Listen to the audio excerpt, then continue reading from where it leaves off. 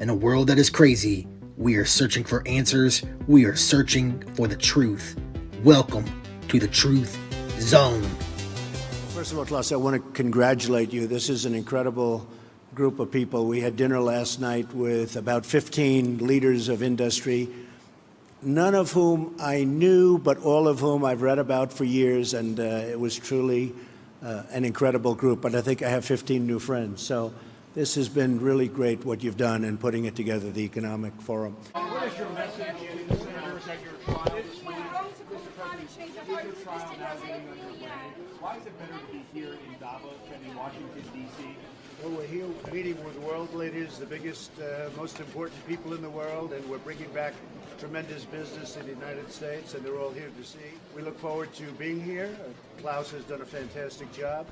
And again, we're meeting with the biggest companies in the world, the biggest businesses in the world, and world leaders, all for the benefit of the United States. We look forward to the meetings. What's your message to the senators? He's the CEO of Abiject, a company that entered into a $138 million deal with the Trump administration called Project Jumpstart. Welcome, Mr. Walker. Glad to be here, Lori. So what is Project Jumpstart? Well, Project Jumpstart is an emergency and temporary program in the battle against COVID-19. It's a public-private partnership between my company, Abiject Systems of America, and the Department of Health and Human Services and the Department of Defense. And its purpose is to ensure that by year end, we'll have at least 100 million doses ready to inject of a vaccine therapeutic, assuming one is available. How does the optional RFID chip work? Well, each of these devices that are injected have the capacity to also have a small chip. What that chip does is it has the unique serial number for each dose. It is designed so that there is no counterfeiting. It's designed so that we'll know exactly that the right dose hasn't expired. However, that chip only refers to the dose. There's no personal information, no patient information. It's simply like a barcode, only we know instantaneously where and when that dose has been used. That also helps public health officials know when there are outbreaks, have we vaccinated people in those areas.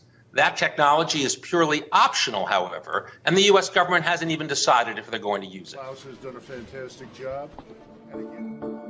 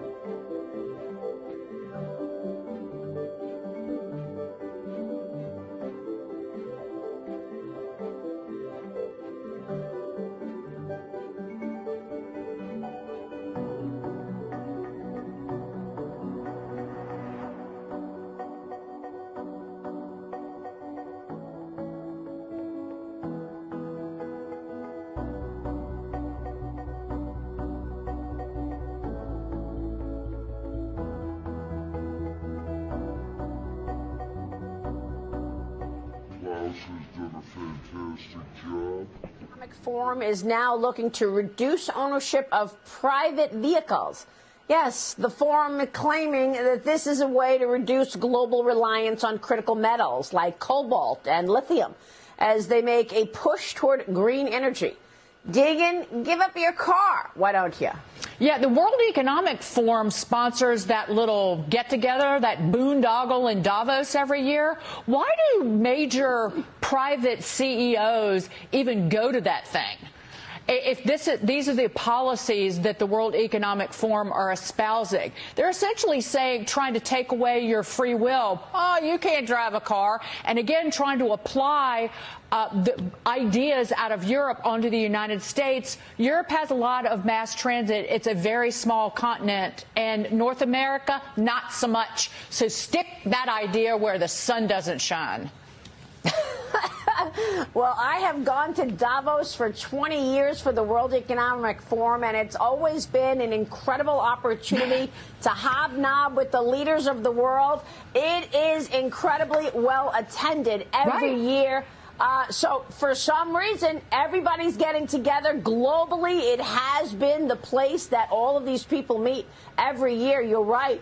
Leo, your thoughts on the ideas of going green and taking away your private vehicle? Well, obviously, when we think about the history of motor vehicles, cars, and other transportation, it has lifted millions, hundreds of millions of people out of poverty and has changed the dynamic of how we all live and the quality of our lives. So yes, while we all want a clean economy and we want a climate that is sustainable, the reality is that a collapsing economy isn't the answer. So there has to be a balance, and unfortunately, in today's bifurcated world, we get a little bit too much extremism. So hopefully we can bring some sense back into it. Yeah, by the way, those CEOs that go to Davos, many of them, they go on their own private